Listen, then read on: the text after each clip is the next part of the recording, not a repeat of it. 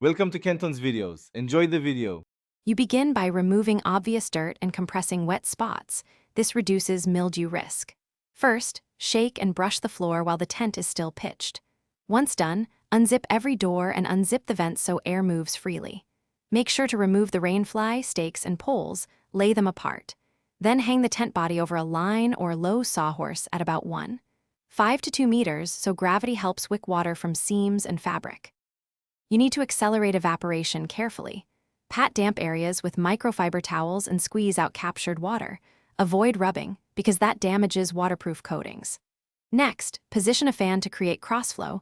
Alternatively, use a small electric heater on low. Keep at least 1 m distance to avoid melting or warping. Once set, rotate and flip the tent every 30-45 minutes so all sides dry evenly. Make sure to focus on seams. You finish by double-checking every panel, seam, and the rainfly for dampness. Press a dry towel along suspect spots to test. Once fully dry, fold loosely and use a breathable storage sack or hang.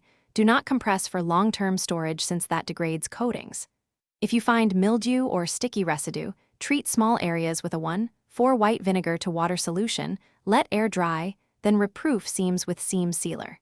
If persistent leaks appear, reseal or replace damaged sections.